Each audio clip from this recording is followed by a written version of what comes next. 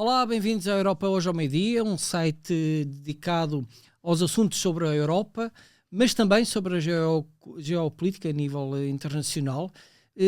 Regressamos às nossas conversas com convidados especiais. Hoje temos aqui a Sofia Afonso Ferreira, a quem eu agradeço imenso. Vem aqui diretamente de Lisboa e teve a simpatia de se deslocar até aos nossos estúdios aqui em Leiria. Obrigado, Sofia. A Sofia é consultora de comunicação de profissão, mas também é jornalista com uma grande atividade muito dedicada à cidadania e está regressada, acabadinha de chegar, digamos, de Israel, e nada como a Sofia para iniciar aqui esta nossa ronda de conversas, até porque a questão de Israel e do Médio Oriente é algo em que nós, a Europa Hoje ao Meio-Dia, temos tido uma grande atividade. Sofia, conta-nos sobre a tua viagem até Israel, em que condições é que foi, a propósito de quê? Fala-nos sobre a tua experiência. Bem, antes de tudo, obrigada pelo convite de estar cá. Queria só fazer uma retificação. Eu, na verdade, eu já trabalhei como jornalista há uns anos, mas nos últimos anos tenho escrito textos de opinião. Cá e agora também no Times of Israel. Em relação às viagens, entretanto, a Israel, no ano passado tive a oportunidade de ficar perto de 4 meses em 2 viagens a Israel e ver de perto a guerra, como é que o desenvolvimento do conflito, do que está a acontecer. Tenho a dizer que inicialmente eu estou ainda a fazer um trabalho de pesquisa que é para um livro, e foi inicialmente foi o mote que me levou a ir para fazer pesquisa, e porque tinha bastante curiosidade. Eu já tinha ido várias vezes a Israel e tinha alguma curiosidade de ver pelos meus olhos a realidade. Só que ao chegar, não que o projeto tenha ficado de lado, mas começou a andar mais lentamente porque eu desatei a escrever sobre aquilo que estava a ver. E isso deu quase origem a um segundo livro que tenho estado a completar. E realmente vim de lá agora, recentemente. Estive lá, passei o mês de dezembro e regressei agora em janeiro. Já vamos com 16 meses de guerra, num conflito muito complexo. E tive sorte pelas pessoas que fui encontrando e os sítios onde fui, de ter visto um pouco desta realidade. Nem sempre é que nós vemos nos meios de comunicação social e na televisão, em Portugal e não só, e portanto é diferente estar no terreno do que aquilo que é filtrado. Claro.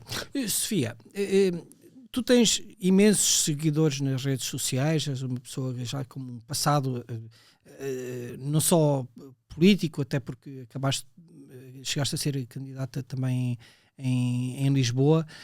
Temos até aqui algum percurso mais ou menos idêntico.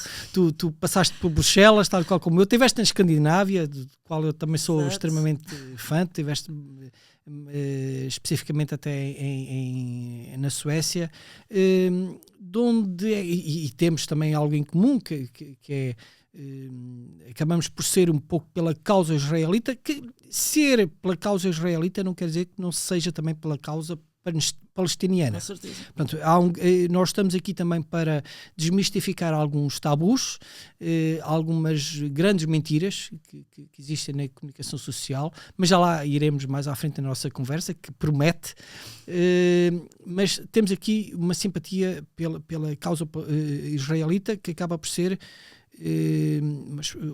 pela causa sionista, ok? Portanto, o sionismo, por conceito, é o direito do povo judeu à sua autoafirmação e ter um Estado na sua terra ancestral, que é a Palestina. Okay? Tu chegaste lá a Israel, o que é que tu viste em termos de convivência dentro de Israel entre israelitas e palestinianos, tendo em conta que nós temos mais ou menos 10 milhões de israelitas, em que 20%, cerca de 2 milhões, são são árabes muçulmanos de origem até de famílias autóctones. Há diferenças entre eles, há diferenças de direitos, há diferenças de convívio. O que é que tu observaste quando lá chegaste até Tel Aviv? Bom, eu fui a Israel algumas vezes antes da guerra e agora. E a diferença, posso dizer que, de facto, dentro da sociedade israelita, realmente 2 milhões são árabes e esses têm plenos direitos. Temos árabes em todos os setores. Portanto, não há apartheid como se quer. Não há apartheid. Isso é uma questão, não tem qualquer fundamento. Qualquer pessoa tem exatamente os mesmos direitos, deveres, por aí fora. Talvez a única coisa, e isso é verdade, é que não estão obrigados a ir para a tropa, combater. Mas existem palestinianos a combater nas IDF, inclusive nas forças de segurança, no Parlamento. Sim. Portanto, não estão obrigados. Portanto, é por decisão sua de própria, irem. não é? Mas se existem palestinianos lá, é porque eles se voluntarizam, então é sinal que não há uma segregação. Segregação não há. Ou seja, o que existe não é só... Há palestinianos que eles próprios reconhecem que o Estado de Israel tem direito à sua defesa e querem... Sim. Aliás, aqui, isto é interessante dizer... não são os únicos. Por exemplo, temos também os drusos ou mesmo árabes católicos, também existe, que não estão obrigados a ir combater, quer dizer, a ir à tropa, basicamente. E neste momento falo assim combater porque está em guerra, mas não estão obrigados a isso, mas por sua escolha vão. É engraçado que as pessoas também é uma coisa que raramente se fala e como estamos no Portugal, é um país católico, no Médio Oriente o único país onde os católicos podem viver em paz é em Israel, praticamente. Infelizmente é o que está a acontecer. E no exército temos vários soldados católicos. Isto raramente se diz, não é? Que há uma perseguição aos católicos neste momento em curso. Eu atrevo-me até a dizer, Sofia, que se calhar o único sítio no Médio Oriente em que os árabes, especialmente as mulheres palestinianas, são verdadeiramente livres e têm os mesmos direitos, em que têm todo o pleno direito, liberdade sexual, religiosa, de opinião, etc., é em Israel. Não há outro sítio, outro país do Médio Oriente em que os próprios palestinianos possam ser tão livres como em próprio Israel. Foi isso que tu observaste? Sim, mas há aqui uma diferença, ou seja, nós temos 20% da população de Israel que de facto é muçulmana, árabe, e nesse sentido o que nós, como se designa, é árabes israelitas. Depois, quando falamos de palestinianos, antes da guerra, vários milhares por dia entravam dentro de Israel para trabalhar, entravam e saíam. Desde a guerra... 16 mil. De Gaza, a partir de Gaza, eu não estou a falar de Cisjordânia. Mas mesmo, por exemplo, em Jerusalém também temos a mesma situação. Desde a guerra não é permitido entrarem. Como é lógico, não é? Portanto, há aqui duas situações e, portanto, voltando à pergunta inicial, não é? Portanto, quais são as diferenças? Antes da guerra, as coisas estavam muito mais abertas, portanto, as pessoas podiam estar em Gaza e trabalhar em Israel. Aliás, nos kibbutz que foram atacados junto a Gaza, muitos palestinianos trabalhavam nos kibbutz e nas pequenas cidades e vilas à volta. Hoje em dia isso não se passa. Desde que o conflito começou, acabou. E, portanto, quem está dentro do território de Israel é o que chamamos os árabes israelitas. E esses não estão obrigados a ir para a tropa, para combater, mas podem decidir ir e a porta está aberta. Temos muitos. E, portanto, nesta agora última viagem andei a percorrer as bases militares à volta de Gaza e vi, obviamente a maioria é judia, Mas também temos soldados árabes. Claro. Tu tiveste contato com população civil. Sim, Não é? sim. Nós sabemos, algo que não é tão divulgado pela comunicação social, infelizmente. Havia, inclusive, ainda bem que falaste dos palestinianos de Gaza que iam trabalhar, eram cerca de 16 mil por dia, ao contrário do que dizem, não era uma prisão a céu aberto, já lá iremos também, falando depois da fronteira com o Egito, muita gente não sabe que existe, mas também existia uma coisa que era muitos, agora não tenho presente, mas à volta de 7 mil palestinianos de Gaza por ano iam eram transportados de Gaza para Israel para ter intervenções cirúrgicas que não eram possíveis ter em Gaza. Apesar de Gaza ter o maior número de hospitais per capita do mundo, a grande maioria financiados até por Israel, hospitais, mesquitas, escolas foram financiadas por Israel, por circunstâncias que agora não vêm ao caso, mas antes até 2004. Mas inclusive havia em kibutzes, eu tive o relato de um senhor que a função dele era transportar palestinianos com problemas de saúde para Israel para depois serem intervencionados em operações cirúrgicas e outros cuidados médicos e depois trazê-los gratuitamente para Gaza. Esse foi uma das vítimas, uma das pessoas que ele e a sua família foram massacrados no 7 de outubro. É verdade. Qual é que é o sentimento neste momento face a uma opinião pública geral que nós muitas vezes assistimos, em que Israel está a matar criancinhas, esta guerra não é justa. Qual é que é o sentimento que tu encontraste em Israel dentro, já lá vamos à outra parte, mas dentro da comunidade israelita face a um cenário destes tão dramático e tão Vamos por partes. catastrófico? Primeiro é verdade isso que estavas a dizer, ou seja, não agora nesta viagem, mas no verão, estive lá perto de 3 meses e visitei várias vezes o sul, inclusive os kibutzes que foram atacados.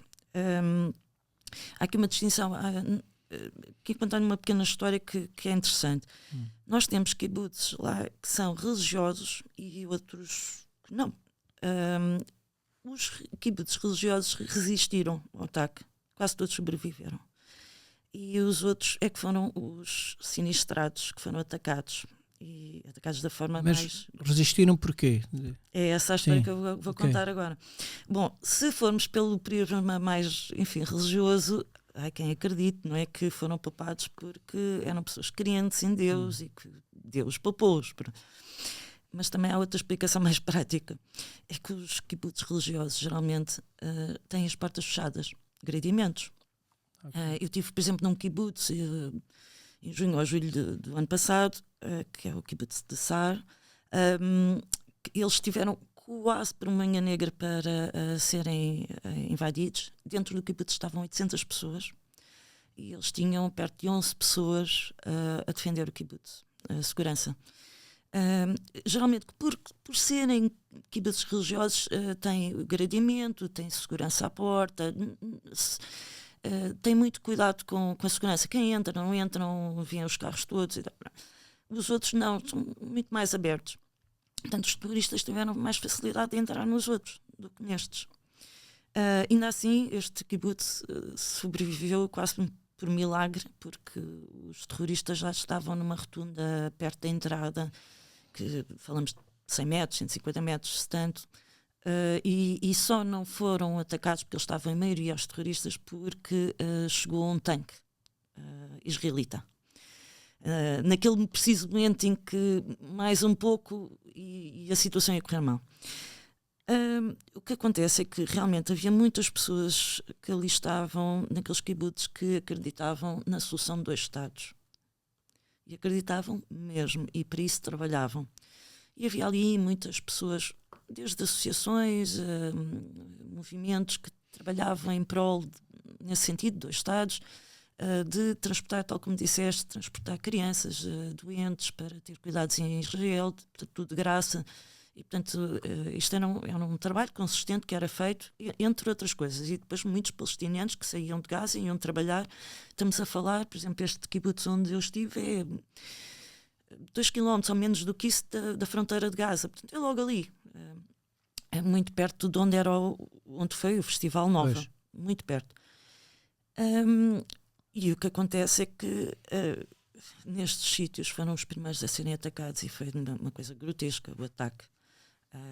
Ainda agora, passados 16 meses, ainda continuam a ouvir histórias que vêm a público do que aconteceu. Muitas vezes os próprios terroristas foram encontrados com mapas onde estava, portanto, os mapas dos kibbutz, os sítios importantes, o sítio onde estavam guardadas as armas, onde é que deveriam de ir primeiro, aqui e acolá, e isto foi dado pelos trabalhadores palestinianos dentro dos kibbutz. Portanto, isto foi muito Esses 16 mil palestinianos que vinham ganhar a sua vida cerca de 6 vezes mais o salário que ganhavam em Gaza, Israel, e lhes era permitido essa viagem diariamente, foram eles que deram as informações que permitiram os ataques do 7 de outubro terem a eficácia que tinham, não é? Sim, e porque o que tu me estás a dizer também é exatamente as pessoas que eram mais liberais e que menos esperariam, achavam que, ao fim e ao cabo, de uma forma até quase utópica, que já não havia razão para guerras e que era tudo paz e amor, foram esses mais que se meteram a jeito e que foram atacados de uma forma mais cruel, não é? Pois é, infelizmente foi a realidade. Isto depois dividiu muito a opinião pública, não é?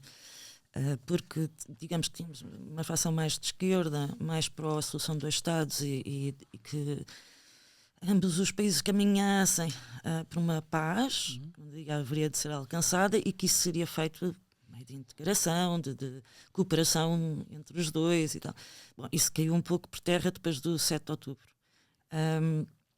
E não quer dizer que as pessoas tenham deixado de ser de esquerda, nem que tenham passado para a direita, mas passaram a ter um discurso muito mais crítico, muito mais cauteloso e a pôr muito mais em causa se realmente a solução dos Estados ainda é viável depois disto.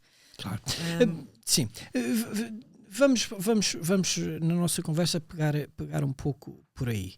Ainda bem que tu falaste na questão da esquerda, da direita. Como tu sabes, conheces-me bem em termos de ideologia, faz-me uma grande confusão isso da esquerda e da direita, até porque há uma grande franja político-partidária, especialmente até em Portugal, que assina de cruz em que Israel está a cometer atos de genocídio. Tecnicamente, sabemos, em todas as universidades, organizações internacionais e afins, genocídio é atentados contra a vida ou procriação de certos grupos baseados na religião, na fé, ou ideologia, ou na raça ou etnia.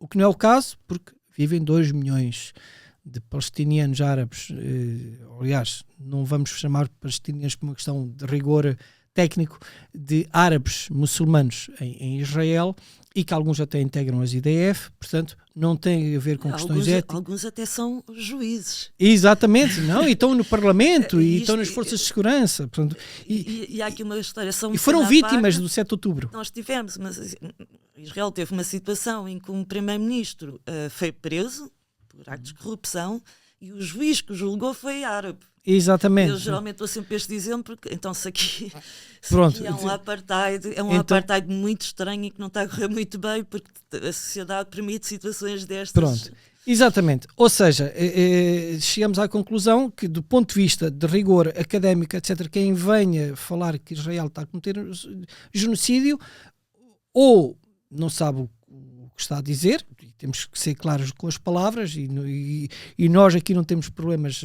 chamem arrogância aquilo que quiserem, mas é aquilo que académico, não sou eu que o digo, nem a Sofia, é aquilo que diz os conceitos internacionais, ou então, por alguma razão, tem alguma intenção ideológica ou política e pronto, é totalmente legítima, mas nós acabamos por não concordar. A minha questão é, tendo isso em conta, porque é que há tantos dedos apontados a Israel? Tudo bem, todos nós somos sensíveis pelas vítimas civis, crianças, etc., e que já lá iremos falar, e ninguém aponta, por exemplo, às crianças druzas que foram alvos de bombardeios, e isso é que despolutou também a guerra no pronto, tudo bem, foi uma desculpa, era inevitável, mas foi o rastilho para iniciar a guerra no sul do Líbano. Ninguém aponta o dedo, por exemplo, aos 400 mil palestinianos vítimas do próprio regime de Bashar al-Assad. Ninguém aponta, por exemplo, o dedo às vítimas dos curdos que têm sido alvo de genocídio completo. O porquê esta marcação cerrada a Israel? É antissemitismo ou é antisionismo? E tu sabes que esta pergunta tem uma segunda parte. Carlos, somos mais ou menos da mesma geração. Eu vou-te perguntar. Recordas quando estávamos, não vou dizer crescer, mas quando éramos adolescentes, do movimento Free Tibet? Da quantidade de milhões, da campanha durante anos para libertar o Tibete da China. Sim. Onde é que isso está? Alguém conseguiu realmente que o Tibete seja livre e independente? Não. Mas era uma moda.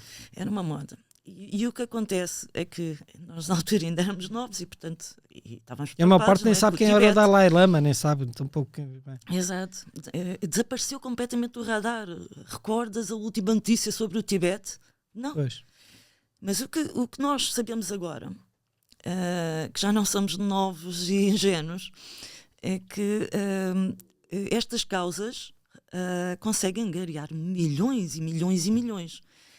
E no topo disto tudo estão as organizações terroristas. O Arafat morreu milionário. O Arafat. Os líderes palestinianos, que agora, entretanto, alguns já não estão vivos, durante a guerra foram eliminados, estavam no Catar, em hotéis de luxo.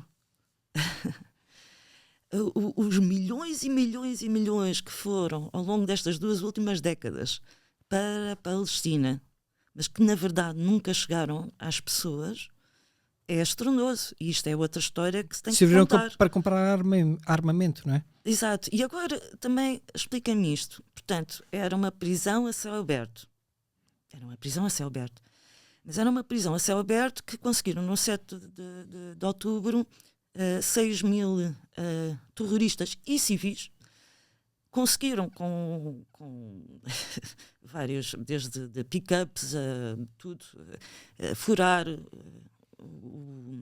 uma espécie de gradeamento, porque não é bem uma fronteira, e entrar dentro do território facilmente.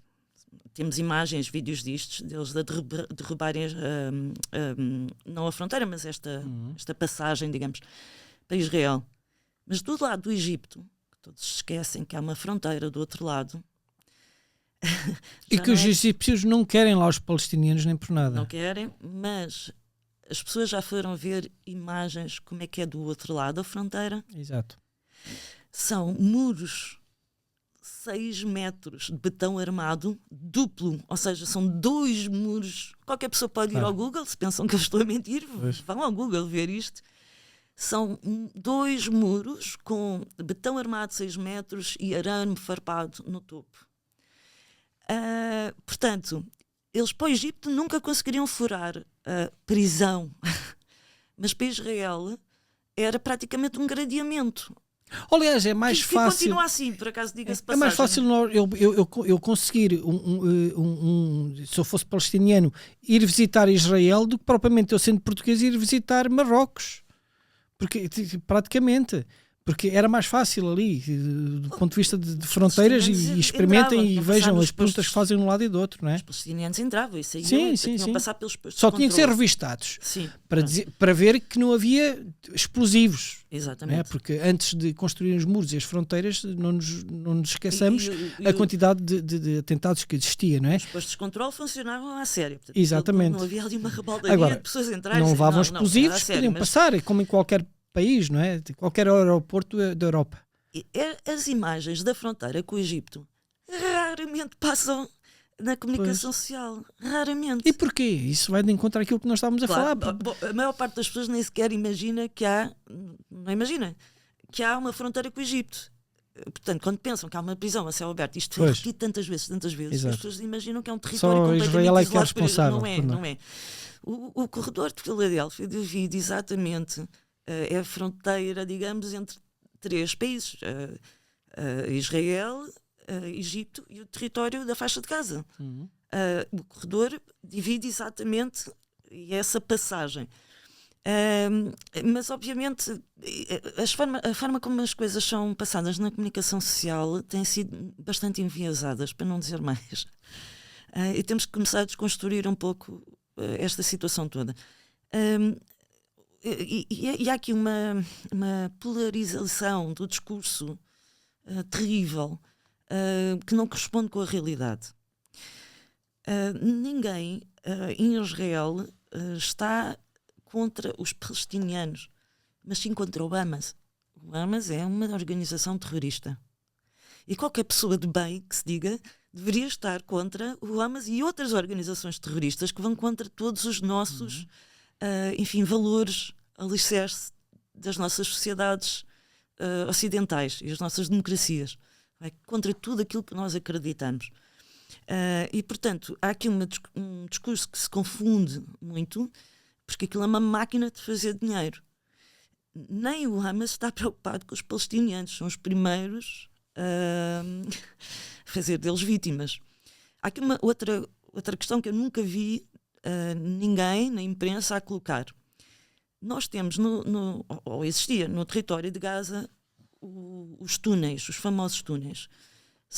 Eram, antes da guerra começar, 500 quilómetros de túneis. Ironicamente chama-se o metro de Gaza. Sim. E eu digo, temos 2 milhões de pessoas no território. Houve bombardeamentos. Porquê é que os túneis não foram abertos para as pessoas se protegerem? Tal como em Israel, e aconteceu-me isto, tivemos mísseis balísticos agora, na minha última viagem, há umas semanas, e tivemos todos que ir constantemente, todas as noites, para está-me só a ouvir a palavra em inglês, shelters, abrigos.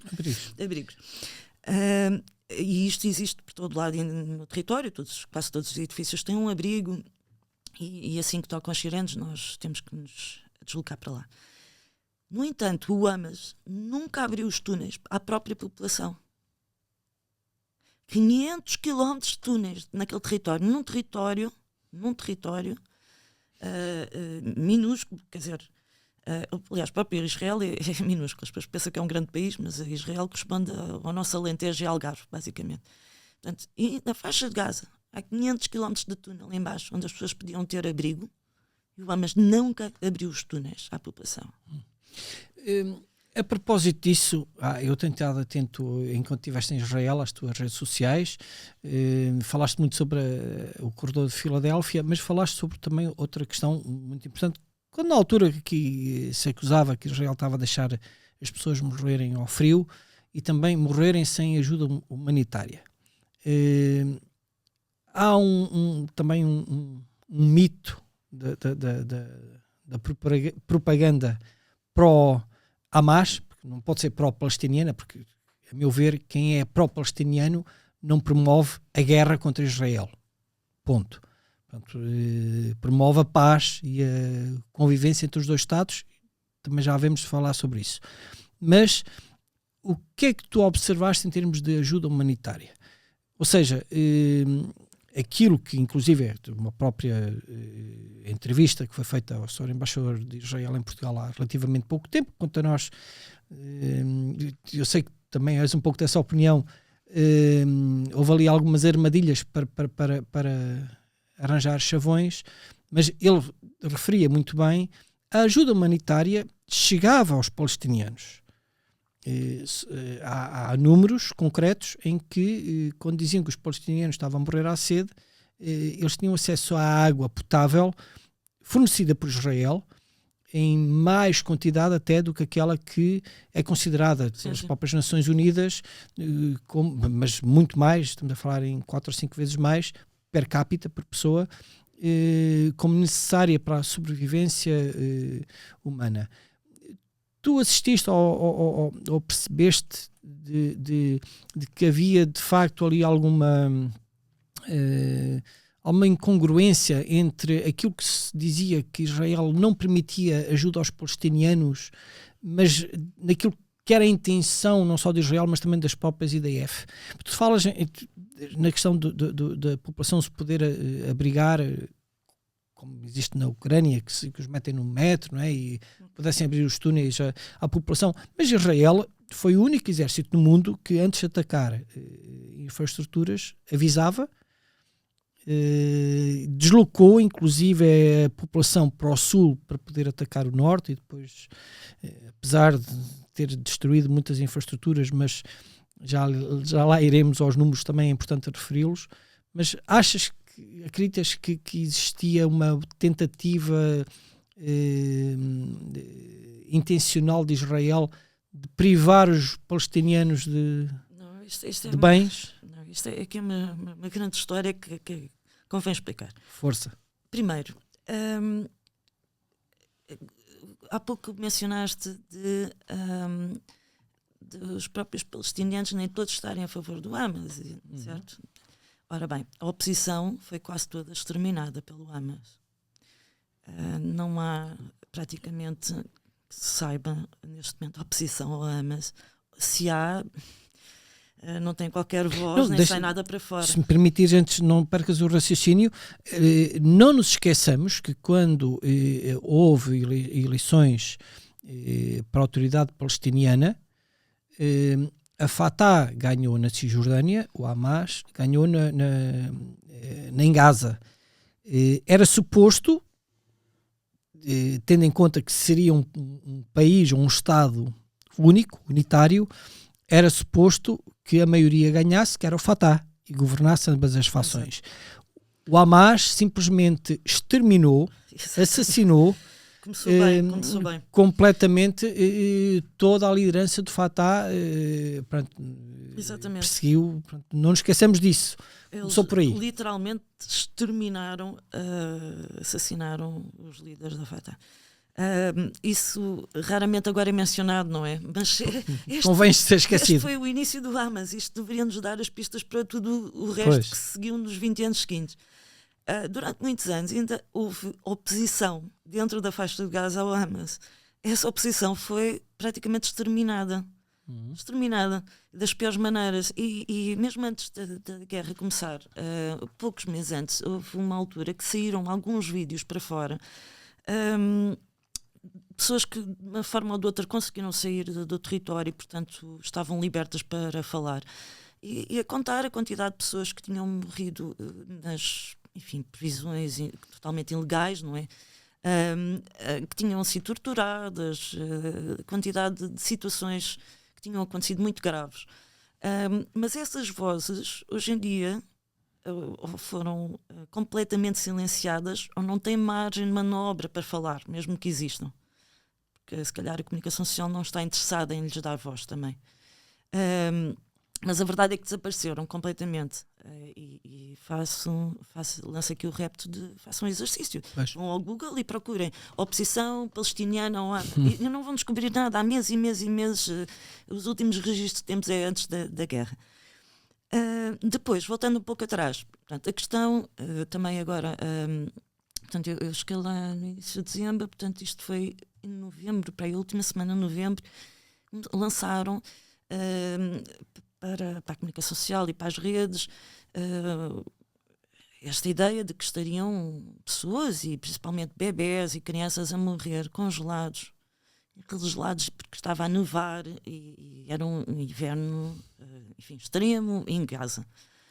Bom, isto é talvez das coisas mais disparatadas que ouvi. Atenção que eu não sou uma pessoa a dizer que não há pessoas inocentes a morrer e crianças e tudo. Claro, como em qualquer guerra. Pronto, eu estou a falar particularmente de algumas mentiras grotescas que vieram, completamente disparatadas. Qualquer pessoa pega no seu telefone e vê o tempo, não é? Todos nós temos agora a aplicação no telefone e vê, põe faixa de gás e vê a temperatura que está. Eu cheguei lá na primeira semana de dezembro e estava nas bases militares ali junto a Gaza e tenho a dizer que estavam 20 e tal graus durante o dia. À noite arrefece realmente um pouco, estamos até numa zona mais de deserto, não é? Mas o arrefecer à noite é 12 graus, 13 graus, 10 graus, vá máximo dos máximos. Ou seja, não há neve, não há qualquer registro de neve. Tenho a dizer que durante o dia andava de t-shirt e que isto é uma mentira completamente estapafúrdia. Pode ser muito desconfortável, mas é assim, é pior para a vida de um ser humano, por exemplo, dormir na rua no Porto, do que propriamente em Gaza. Não quer dizer que não estamos a menosprezar, atenção, não estamos a menosprezar o desconforto de crianças, é claro que sim. Mas o que estamos a falar é que aquilo que o dramatismo que levaram em relação a isso e que serviu como narrativa para dizer que Israel, que era a coisa mais diabólica do mundo e estava a fazer ali isso não é verdade, não é? Não faz sentido tão pouco, não é? Carlos, quando tu chegas e vês imprensa de referência, fotografias de palestinianos entre aspas, não é? Debaixo de neve e com crianças que morreram regeladas em órgãos de comunicação de referência. Isto, bem, há qualquer coisa aqui que está completamente errada, não é? Isto são mentiras grotescas. Em relação também, pronto, essa só da neve, que é assim, pronto, um disparate total. Mas agora falando de uma coisa muito mais complexa. Pronto. Não havia neve, obviamente, e qualquer pessoa pode confirmar através do seu telefone que não há neve. Os nossos haters nas redes sociais podem ficar descansados que não havia neve em Gaza, pronto, podia haver desconforto. Muita coisa se fez de errado. Israel também não faz tudo certo, é claro. Mas não enviaram neve. Não enviaram neve. Ok. Agora, outra questão mais complexa e que, enfim, que levanta aqui muitas questões, que tem a ver com o fornecimento de alimentos e de água potável.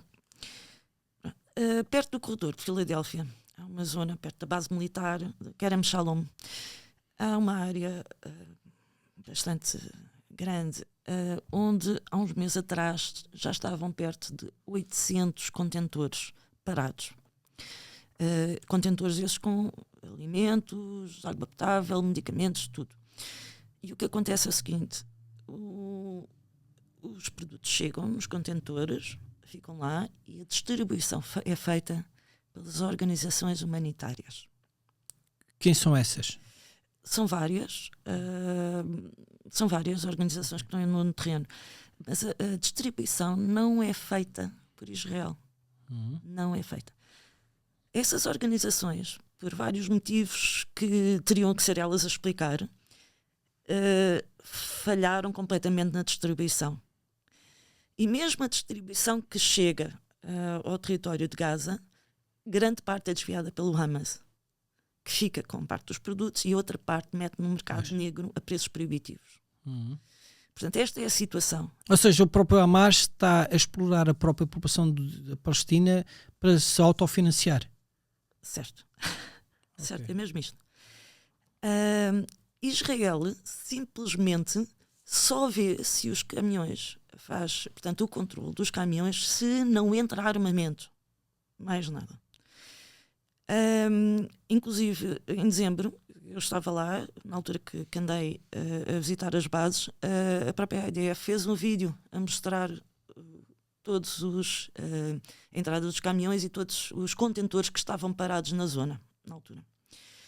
Mas isto não é uma situação de agora, não é do último mês. Já acontece pelo menos há 5 meses que começaram a sair imagens para fora, inclusive imagens aéreas em que se vê a dimensão já dos contentores que estavam sistematicamente parados, e estamos a falar muitos deles cheios de alimentos que passam o prazo, portanto, completamente inutilizados. Só para dizer que agora, desde que que iniciou o cessar-fogo, só num dia entraram mais 600 caminhões. 600. Mas nós não sabemos se está a ser distribuído. E recordo que há uns meses atrás Israel disse, bom, isto está a correr tão mal que queremos ser nós a fazer a distribuição para a população, e não deixaram Israel fazer uma enorme oposição a que fosse Israel a distribuir. Mas, no entanto, as organizações humanitárias estão a falhar redondamente. Portanto, os alimentos chegam, os medicamentos chegam, a água chega. Se não está a ser distribuída, não é culpa de Israel. Inclusive, caso. a vacinação do povo palestiniano contra a poliomielite foi promovida por Israel. Sim, nesse caso Em plena guerra. Nesse caso não levantaram nenhuma restrição, não houve nenhuma oposição a que se fosse administrado. Como é que isso coincide com as alegações de genocídio? É que não faz sentido. Se alguém quer cometer genocídio contra uma população, não vai vacinar contra uma doença. Nesse não é? caso, não sou a melhor pessoa para responder. Tem que ser quem deveria estar cá a responder. É quem promove este tipo de ideias. As Nações Unidas, por exemplo, e o secretário-geral das Nações Unidas, que até fala a mesma língua do que nós. Bem, mas as Nações Unidas estão de mãos dadas com o Hamas há muito tempo. Há uma coisa. Agora já temos provas inequívocas. Pronto, exato. Eu tive notícia há relativamente pouco tempo. Como sabes, a minha mulher está relacionada com a saúde e não só, e teve há bem pouco tempo o testemunho de alguém que trabalhou para as Nações Unidas e que lhe confessou off the record uma série de corrupção que existia, que até aconselhava as pessoas a não mandarem nada em termos de ajudas para as Nações Unidas, infelizmente. Por muito aquilo que nos custa dizer, há uma grande tentativa para que aquilo não chegue ao objetivo de facto que as pessoas julgam em termos de ajuda humanitária, mas aquilo depois serve para outras questões. Aquilo que as pessoas não sabem é que quem vai para essas áreas das Nações Unidas, e ambos nós trabalhamos para organismos internacionais, sabemos que quem é destacado para lá normalmente são aqueles que são apaixonados pelaquela questão. Pronto, obviamente que quem vai para a Palestina é apaixonado pela causa palestiniana, e até muito bem. Mas depois quem é contratado para o grosso modo do resto do contingente das instituições, não vão pessoas de Portugal, da Europa, dos Estados Unidos, vão ser contratados localmente. Não achas que os contratados para as Nações Unidas daquela região não foram o Hamas e não disse logo assim, pá, atenção, estão a contratar para as Nações Unidas, tu faz de conta que és moderado e vai para lá, e depois, porque só assim é que se explica. Nós neste momento já temos tantas provas ao longo destes 16 meses da cooperação, digamos, entre a ONU veículos e o Hamas. Que serviram no 7 de outubro, testemunhas dos prisioneiros libertados que estavam em casas, exatamente, de funcionários das organizações, quer dizer, bem, enfim, o rol é imenso. Eu tenho muita vergonha, tenho mesmo de dizer isto, que o António Guterres esteja a presidir neste momento um organismo que está incluído como uma organização terrorista. Não há outra forma de dizer isto. E a história vai julgar. Claro. Não há forma de evitar a carrada de provas, as evidências todas, de que, em vez de estarem a trabalhar para o bem dos palestinianos e em prol da paz, o que na verdade estão a trabalhar é com o Hamas. E isto assim, um grande problema, e é chocante acima de tudo, mas é um grande problema, porque temos o secretário da organização a emitir constantemente, a fazer declarações em prol da paz e a condenar Israel porque está a cometer um genocídio ou ataque. Mas quando está a presidir uma organização que está a trabalhar com o Hamas, afinal está a defender o quê? Tu achas que quem está a combater pelo Hamas são resistentes ou são combatentes? Bom, eu não sei bem distinguir resistentes. Tu achas que quem aponta diretamente a civis são... Eu sei uma coisa, terroristas estão a combater, isso eu tenho a certeza. Se são resistentes, eu penso que é um eufemismo. É um eufemismo neste momento. Aliás, nós ainda ontem, não é, tivemos a libertação de mais reféns. Quem vê este espetáculo com esta mise-en-scène para o mundo ver e bater palmas a uma organização terrorista, isto é escabroso. É escabroso. Eu aproveito isso para irmos aos números. Aqui há alguns números. Nas nossas críticas nas redes sociais, há quem afirma pé juntos, isto sabemos que estão bem apoiados por algumas franjas políticas no backstage, afirmam que existem atenção, vou parafrasear, entre 5 a 12 mil crianças, milhares de crianças entre os 5 e os 12 anos que estão condenadas a 30 anos de prisão sem julgamento em Israel. O que acontece é que nos prisioneiros todos que têm sido libertados, agora em termos de troca de prisioneiros... não temos visto crianças, não é? Não, o jovem mais novo, e foi de 15 anos e que já tinha sido admitido pela parte de Israel, foi um jovem que inclusive estava a planear ataques terroristas em Tel Aviv. E foram foram cerca de 20 jovens entre os de 15 anos e até, estamos a falar de 17, 18 anos, ao fim e ao cabo não são crianças. Onde é que estão essas crianças entre os 5 e os 12 anos que eles dizem que isso é mais uma grande mentira? Se calhar é uma pergunta para o Hamas, porque eu não tenho resposta para isso. Eu posso responder que aquilo que eu sei é que estão mulheres, não é? Também presas. Sim, e foram libertadas, de facto. E foram libertadas, agora vários casos, teve aí na imprensa. E que, claro, obviamente, isso é natural que haja crianças pequenas, tal como as pessoas ignoram este facto, como nas prisões portuguesas. Estavam grávidas e tiveram.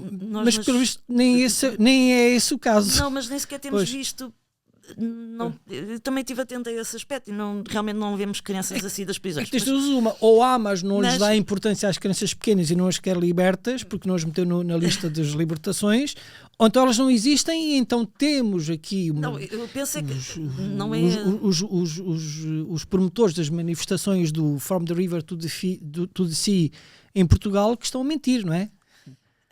Eu penso que pode haver situações, sim, e isso é normal, porque a maior parte das pessoas ignora que, por exemplo, nas nossas prisões, quando temos reclusas que têm crianças, filhos, que até, eu não sei se é até aos 3 ou 4 anos, podem estar na prisão com as mães. Pode haver situações dessas, mas que haja um contingente de prisioneiros, crianças de 5 a 12 anos, milhares, não. Ainda continuando com os números, teriam que ser os primeiros a ser libertados, não é?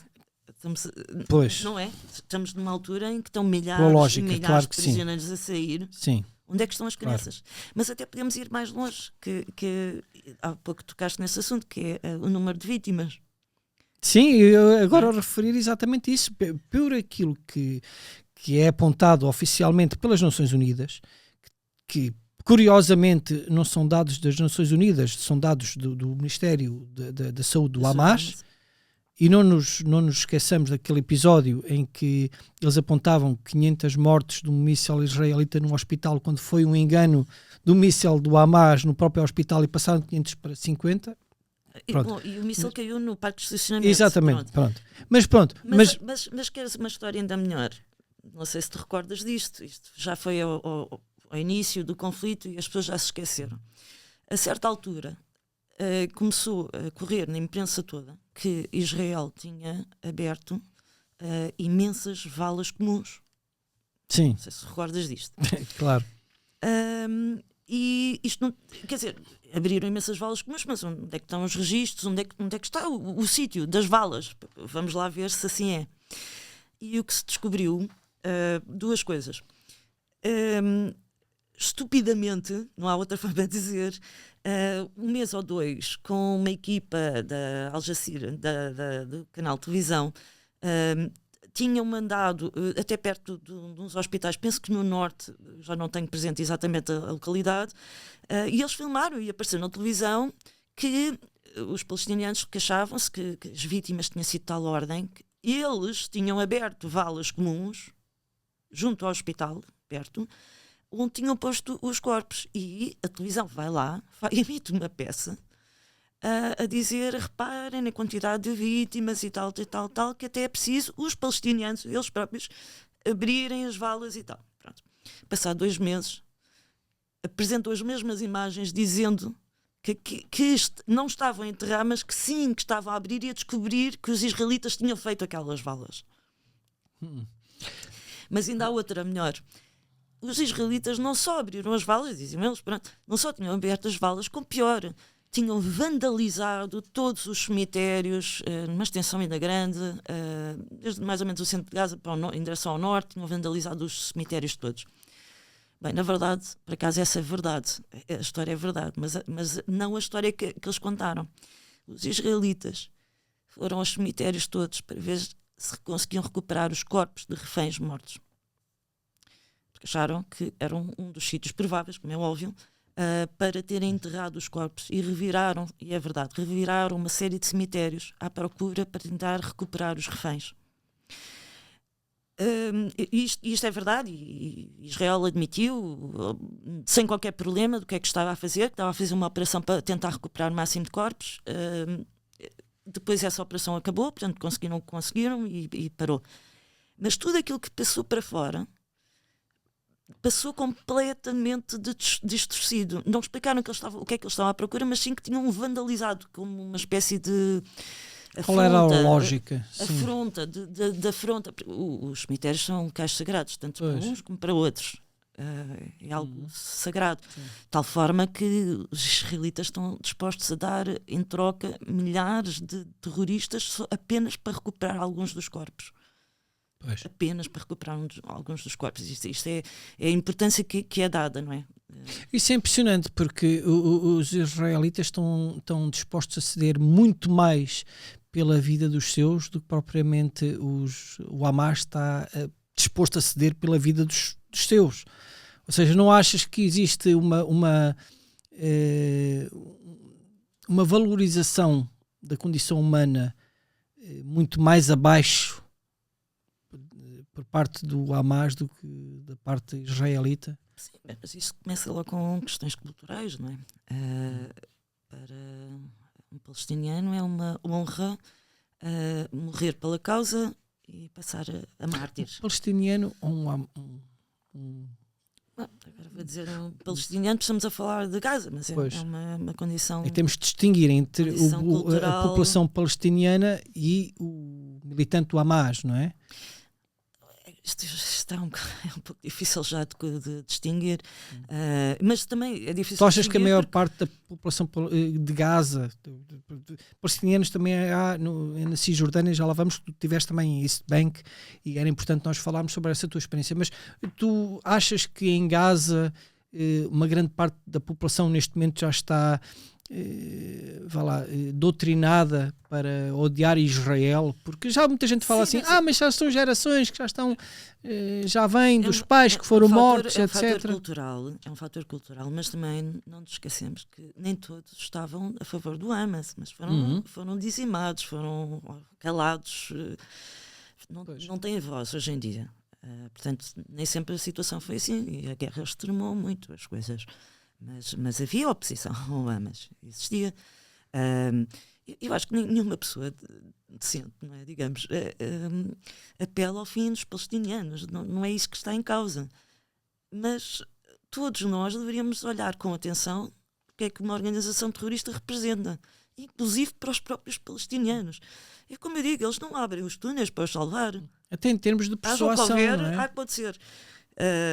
Seja um bombardeamento, míssil, seja o que for, eles não abrem nem para crianças, nem para as mulheres, nem para a população, nada.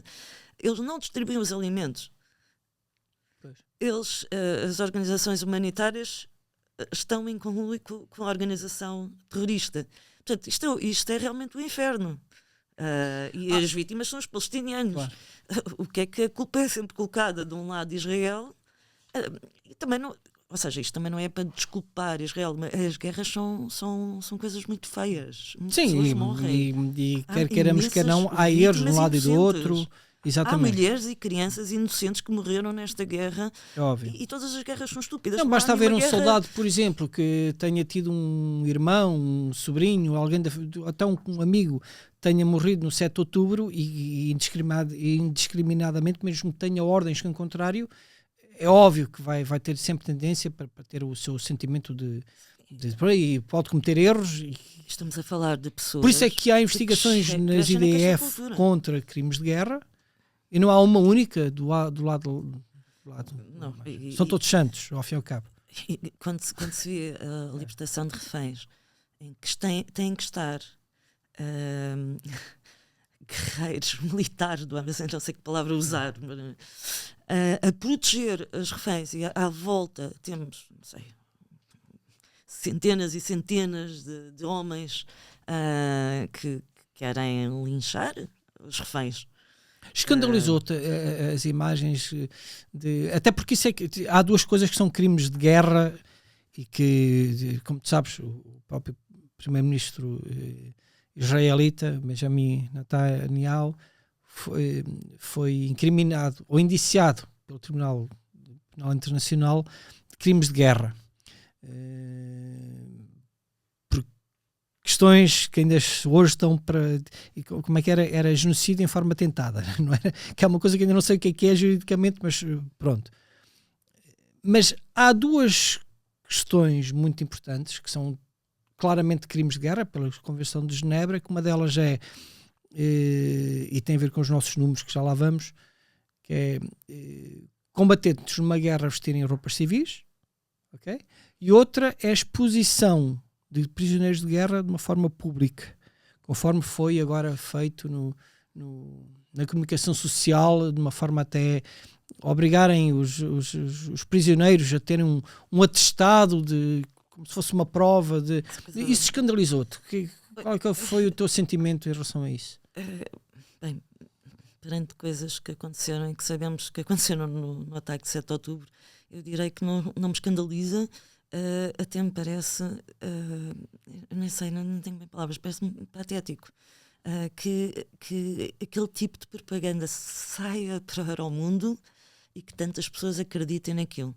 Parece quem vê aquilo que, bem, para já vestirem as reféns que algumas delas foram violadas e o mundo inteiro viu. Imagens tenebrosas que acho que ninguém esquece. Inclusive vídeos com terroristas do 7 de outubro que admitiram, e há vídeos em direto para as famílias. Sim. Bom, houve transmissões em direto nas redes sociais, não é? Quer dizer, não é fake, portanto. Não é fake. Eles fizeram de questão de filmar, de registrar o máximo que pediam. Bem, mas voltando atrás, não me escandaliza, para dizer a verdade. Parece-me como é que aquele tipo de propaganda de quem vê aquelas reféns, que eram as 4 militares, que não sei se todas, mas pelo menos há 2 casos que se vê claramente que foram violadas, que o mundo inteiro viu as imagens, e depois na libertação vestem-lhes a farda militar e dão-lhes um saquinho com souvenirs, não sei o que é que está dentro do saco, tentei descobrir, e uma espécie de diploma, como se tivessem ido, não sei, ao acampamento de verão, ou coisa do género, e ontem via-se a refém que estava sozinha, que veio no meio daqueles homens todos, cara tapada, leva-na para palco e está um terrorista à frente dela a ensaiar, que ela tem que fazer adeus e bater palmas, e ele está a dizer o que ela tem de fazer, e o mundo inteiro está a ver, porque está outra câmara por trás. Eu estava a ver aquilo em direto, e a pensar, para dizer a verdade, não estava chocada, porque ao final de 16 meses já acho que poucas coisas já me chocam, mas eu pensar, mas como é que isto passa para fora? Como é que tantas pessoas acreditam que há neve em Gaza? Como é que tantas pessoas ainda batem palmas? Há pessoas a acreditar que Gaza Sofia, está a vencer a guerra. Tanto quando eu, mais de um ano em cativeiro naquelas condições, já fariam tudo para estarem libertos, não é? E nem tem hipótese, quer dizer, claro que querem sair daquele cativeiro Claro. horrível, e obviamente se é para sorrir e bater palmas, nem tem hipótese. E se fosse Estão mesmo verdade, não rodeadas. vinham depois desmentir quando estivessem em segurança? Enquanto há algumas coisas que já vieram para fora, mas enquanto os reféns não estiverem todos cá, Claro. não nos vamos esquecer que parte dos reféns que já foram libertados continuam com namorados, mulheres, maridos, pais, irmãos, amigos que estão lá ainda. E portanto, enquanto assim com certeza devem ter revelado toda a informação que puderam para Israel, mas não para o público, claro. Não, por motivos, claro, de segurança. Senão, eu lembro-me que agora, há umas semanas, estava lá nas bases e disseram-me que, enfim, que o sul, mais ou menos, de Gaza estava mais ou menos controlado, é sempre um pouco relativo, mas que a situação mais complicada estava no norte. E de facto, poucos dias depois houve uma operação gigantesca no norte e o epicentro foi o hospital, o famoso hospital que teve agora nas notícias, onde estavam vários terroristas. O próprio diretor do hospital foi preso, e acreditava-se que os reféns estariam lá. Que é mais um crime de guerra, que é utilizar instalações de hospitalares e de saúde, Cruz Vermelha, e naquele caso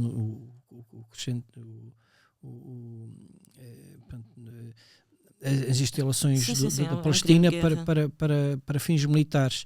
Exatamente. Acreditas então que ainda continuam a usar, especialmente hospitais e escolas e mesquitas com bases militares, não é? Sim. É mais para esse fim do que outra coisa, não é? Sim, está mais do que provado. Há filmagens disso, inclusive de jornalistas que entraram. Tem todos, há jornalistas que dizem exatamente o contrário. Bom, mas pronto. As imagens existem, quer dizer, é o que é. Inclusive, tivemos imagens quando, logo a seguir ao ataque de 7 de outubro, no hospital, as imagens das câmaras de segurança do hospital. Sim.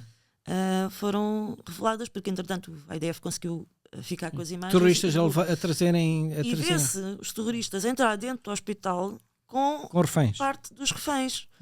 Isto foi logo de início. Portanto, temos mais do que provas. Voltando aos números, nós estávamos a falar há bocadinho que pelos números do Hamas foram cerca de 47 mil vítimas. Atenção, do Hamas, porque andam para aí também outras teorias deste conflito, desta situação em Gaza. Num universo de 2 milhões de habitantes, estamos a falar num espaço tão reduzido, tu não achas que é um pouco estranho? Eu quero procurar as palavras certas, porque até parece que bastava haver uma vítima só inocente. Sim, para ser dramático, é claro que sim. Mas não achas um pouco estranho que, mesmo numa guerra desta dimensão, em que foram tantas infraestruturas destruídas, se Israel tivesse apontado de facto à população civil, não era motivo para morrerem muito mais pessoas do que 47 mil? Isto tendo em conta os números do Hamas, e atenção, isto é supostamente, nestes 47 mil, não podemos dizer que são todos civis, porque temos que incluir também os combatentes que vestiam roupas civis. Temos aqui vários fatores. O número provavelmente correto entre vítimas estará entre o número que o Hamas dá, que está, quanto a meu ver, inflacionado, e o número que Israel dá. O número correto estará alguns aqui. No meio. E no meio. Ninguém sabe o número correto. Há quem diga que inclusive possam estar cadáveres debaixo dos escombros, etc. Também podemos passar por aí, claro que sim. Com certeza estarão alguns, mas é inevitável que assim não estivessem, claro. Mas temos que ver aqui alguns fatores. Primeiro, o Hamas dá estes números e contabiliza tudo. Ou seja, não faz distinção entre civis ou militares, digamos. Portanto, logo aqui começa a correr mal. Contabilizam tudo como civis. Não interessa se é uma criança, uma mulher ou é um terrorista, é tudo igual. Depois inflacionam bastante os números, e a prova disto é dada também pelo próprio Hamas, quando por 2 vezes já tiveram de retificar os números. Por 2 vezes, quando chegaram a uma situação de cessar-fogo, e como não sabiam se seria permanente ou não, e se fosse, a seguir iriam entrar organizações onde iriam contabilizar, obviamente, o número de mortes, de feridos, portanto, fazer uma contabilidade das consequências do que tinha acontecido, e imediatamente para prevenir isso, por 2 vezes, o ministro da Saúde do Hamas veio retificar os números, dizer, alto, afinal foi só metade. Portanto, não sou eu a dizer, é o próprio ministro responsável por fornecer os números de vítimas. Por 2 vezes isto já aconteceu. Portanto, é informação também do Hamas, a retificação de números. E que o Ocidente toma como verdadeira sem... E vai acontecer outra vez. A próxima vez que houver novamente uma situação em que o conflito finaliza ou entre em tréguas, assim que houver a hipótese de entrar lá uma organização que vai contabilizar, uma organização isenta, que vai contabilizar as vítimas, eles vão imediatamente fazer o mesmo. Já aconteceu 2 vezes. Portanto, eu não acredito nos números deles, e penso que estão inflacionados, exatamente seguindo a lógica das declarações deles, mas também a forma como contabilizam não é a correta. E também há aqui outra questão. Eu vou contar aqui uma coisa um pouco macabra, mas é o que é. Eu ia com um grupo de pessoas que está no terreno, e que logo a seguir ao 7 de outubro, estamos a falar dia 8, 9 de outubro, andaram nas estradas do sul, que foram bastante... Toda a gente viu as imagens, não é? Carros que arderam, pessoas que foram executadas na estrada, havia cadáveres por todo lado. E uma das pessoas estava-me a contar, estávamos a passar numa zona muito específica, e a pessoa disse-me, olha, aqui foi exatamente a zona onde os cadáveres eram tantos que teve que haver uma distinção. Então aqui ficaram os que eram os judeus, e aqui ficaram os terroristas, e quase em linha, para separar e para serem levados. E a pessoa estava-me a contar isto e disse... Estávamos em outubro, já não era o pico do verão, mas ainda assim estava muito calor.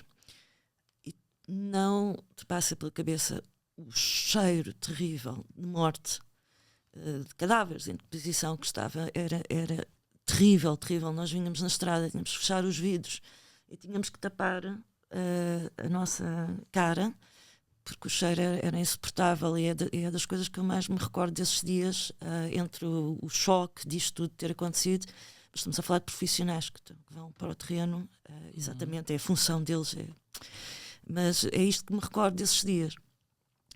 E eu pensei, bom, é natural que assim seja, foram 1.200 pessoas mortas, mais os terroristas também que morreram. E eu pergunto, alguma vez alguém ouviu isto em Gaza? Sim, estão milhares e milhares de pessoas. Estamos a falar de um ataque que durou um dia, 1.200 pessoas. Quem foi aos kibbutz que viu a consequência daquilo tudo? Há gravações em direto de terroristas que ligaram para os pais em Gaza e disseram, eu acabei de matar os judeus, e os pais Todos nós vimos isto, infelizmente. A chorar em grande orgulho, dizer, Allah seja louvado. Vou fazer outra pergunta. Durante estes 16 meses, e eu vi isto, eu também fiz trabalho de voluntário lá, e vêm pessoas do mundo inteiro, Europa, Estados Unidos, todo lado, vêm fazer trabalho voluntário. Nem todos judeus, também vêm católicos, vêm pessoas de religião. Portanto, há voluntários em todo lado, IDF, nos kibbutz, fazer comida para os soldados, todo o trabalho de logística. Do outro lado, quantas pessoas foram combater para o Hamas, ou a defender os palestinianos? Que registros temos destas pessoas que venham isentas, que tenham a sua voz? Pessoas como eu também fui ver com os meus olhos fazer um relato. Ou seja, há aqui qualquer coisa que está a falhar completamente, não é? Porque vemos nas nossas cidades, em Lisboa, já vimos várias vezes centenas, se não mais, nas ruas, com bandeiras palestinianas, todo este movimento, digamos, de solidariedade contra um genocídio. Mas, efetivamente, alguém vai lá, alguma vez? Ou nós só temos registros do próprio Hamas, da versão do Hamas. As organizações humanitárias também estão em conluio. Portanto, que registros fidedignos temos realmente? Sim, mas há uma coisa que nós não podemos negar. De facto, embora a propaganda da desinformação aponte para 17 mil crianças mortas em Gaza, o que são números ridículos, portanto, isso só por aí revela uma certa ignorância na apuração dos factos, mas não podemos negar que tenha havido crianças, nem que tenham sido utilizadas como escudos humanos ou apanhadas em fogo cruzado, que é normal. Pronto. Atenção, não faço qualquer negação disso. Claro. Mas qual é que é a diferença? Eu acho que o número correto estará entre aquilo que Israel diz e aquilo que Hamas diz. E que é difícil, é muito difícil neste momento apurar. Exatamente, ninguém está lá isento, digamos, com um olhar isento, e a fazer esse trabalho de contabilidade. Até porque quando eu falo, até amigos meus, pessoas extremamente bem esclarecidas e bem intencionadas, com um grande sentido humanista, quando eu falo, sou sensível à questão de Israel e de facto não há guerras necessárias, porque todas as guerras seriam desnecessárias ao fim e ao cabo, mas há aqui uma questão complicada e que se fosse com portugueses nós faríamos exatamente a mesma coisa, aliás fizemos até pior em África. Eles dizem, mas Carlos, tu não és sensível às crianças que estão a morrer em Gaza? Eu sou, mas também sou sensível às crianças que podem morrer se nós deixarmos continuar. E há uma coisa que muita gente nega, é que as crianças em Gaza que estão a morrer por questões, tipo, uma morte é uma morte, obviamente, um sofrimento é um sofrimento, está fora de questão, não só crianças como inocentes, incluímos tudo. Mas Israel está a fazer uma guerra que está a tentar poupar vidas civis, mas infelizmente está a apanhar civis pelo caminho. Outra coisa é nós termos famílias inteiras queimadas, vivas, bebés degolados, outros metidos, um bebé metido no micro-ondas, recém-nascido metido no micro-ondas. Isso há vídeos, há provas e vídeos filmados pelos próprios terroristas do Hamas que o fizeram em direto para as próprias famílias. Ok? Como é que nós podemos chamar de combatentes indivíduos que estão a cometer estas atrocidades? É que uma coisa é, nós estamos a falar há uma certa, eu fui militar, há uma certa ética de guerra, há a Convenção de Genebra, há uma série de regras de cavalheirismo e não só, é óbvio que nós em qualquer guerra queremos ganhar a todo custo, porque trata-se de sobrevivência e não tem regras, mas uma coisa é aquilo que distingue os animais dos seres humanos, não é? Como é que nós podemos considerar esta questão do Hamas como uma questão da Palestina? Porque os palestinianos de facto também querem um Estado e eu sei que querem viver em paz, a maior parte deles sempre tiveram, já por 9 vezes Israel ofereceu a possibilidade de um segundo Estado, inclusive é reconhecido por Israel e um acordo em que Israel só exigia reconhecimento do Estado de Israel para garantir a paz, e do outro lado, a maioria dos palestinianos, isto é dito pelos palestinianos, nós estamos abertos a que isso aconteça, mas depois havia sempre aquelas minorias de ou a Irmandade Muçulmana, ou Hamas, ou Hezbollah, não, vocês estão errados, não vamos por aí, porque Allah diz isto e diz aquilo, e depois acabavam por pegar nos doutrinados nas mesquitas para... Há aqui várias questões delas. Eu tenho a certeza, como qualquer pessoa deve ter a certeza, que inocentes morreram ao longo destes 16 meses em Gaza.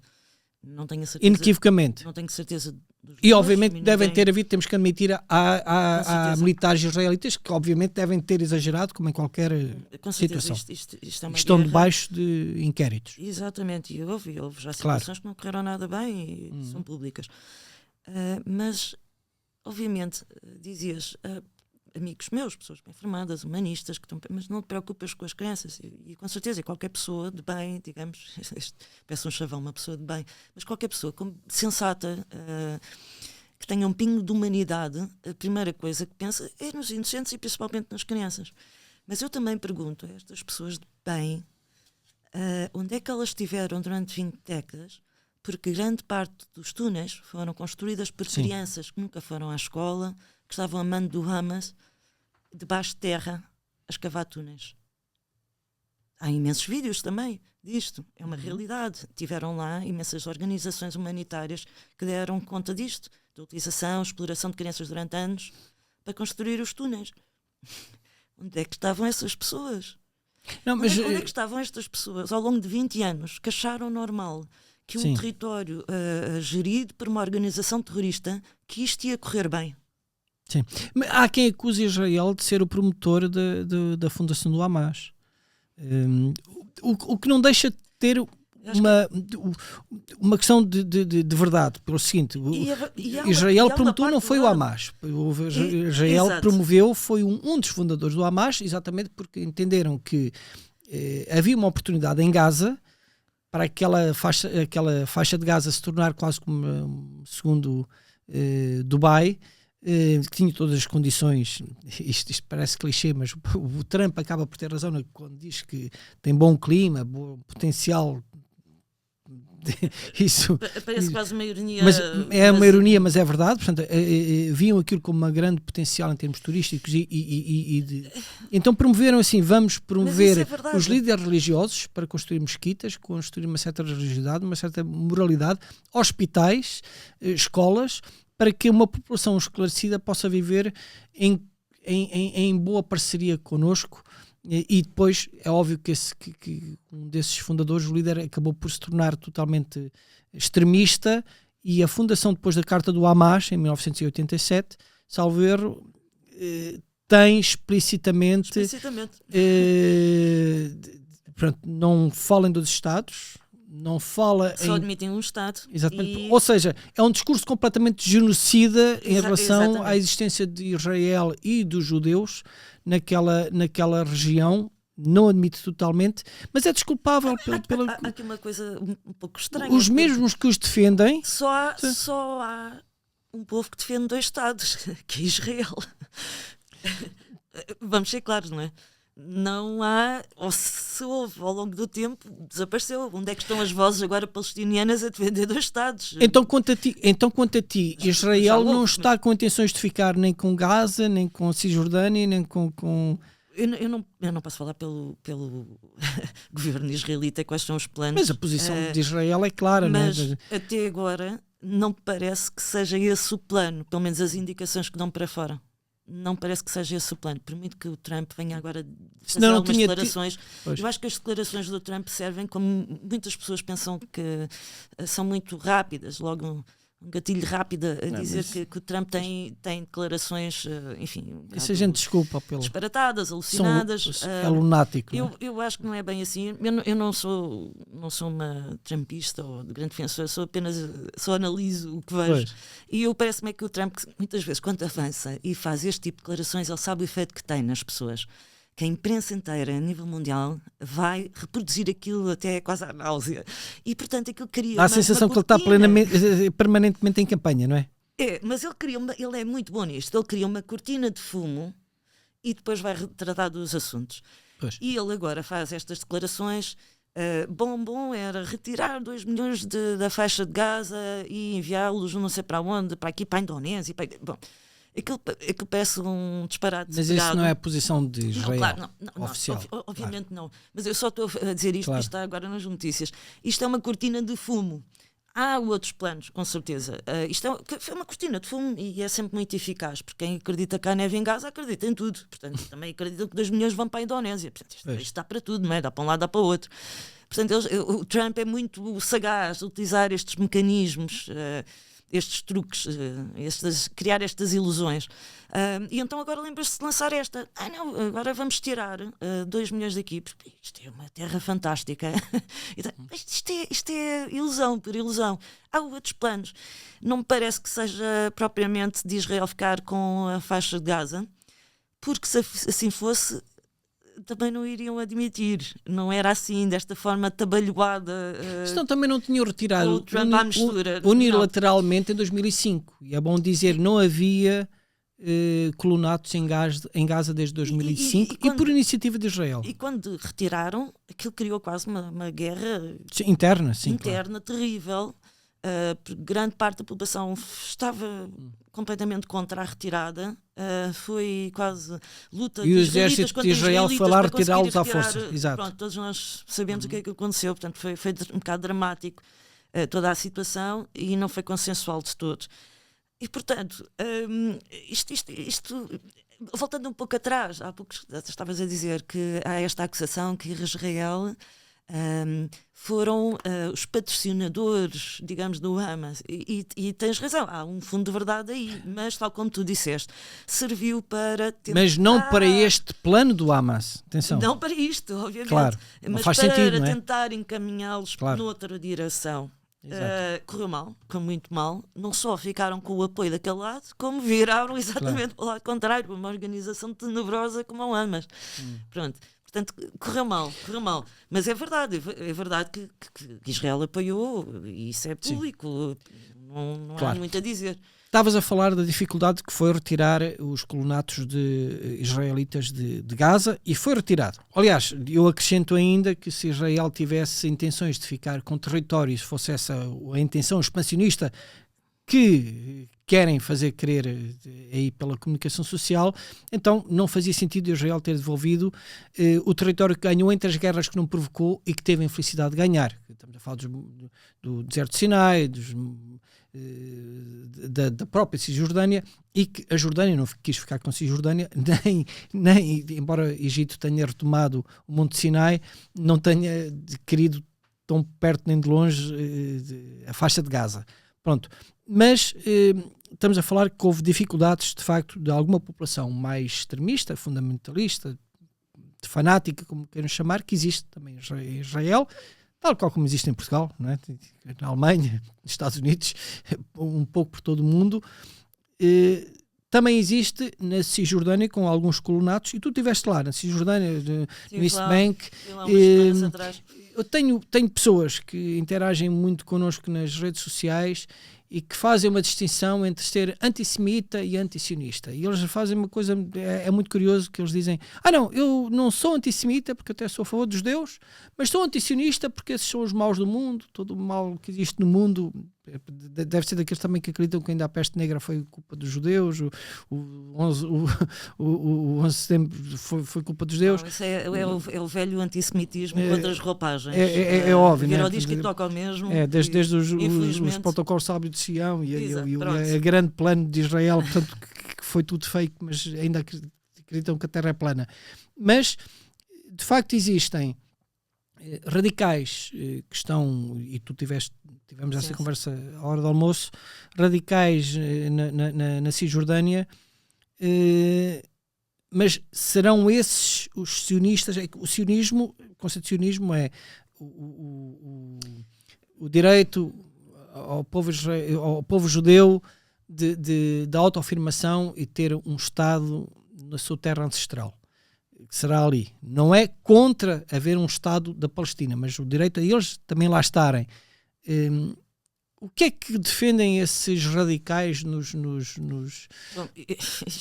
Bom, Cisjordânia é uma espécie de guerra dentro da guerra, não é? É uma guerra à parte, um conflito sem fim, e muito complicado de compreender. Mas existe uma série de fações lá dentro. E dentro dos ortodoxos temos vários graus de ortodoxos, digamos. Há as fações realmente mais, digamos, extremistas, não em grande número, são realmente uma pequena minoria, mas sim, há algumas fações que vivem na Cisjordânia que não reconhecem o Estado de Israel tal como está agora constituído. Ou seja, mas é mais uma questão de não reconhecerem o governo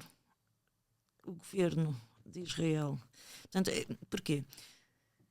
Mas isto tem a ver com motivos religiosos. Mas são contra Israel existir naquele sítio ou contra o governo? Não bem contra existir, mas não, mais uma questão de não reconhecer. Porquê?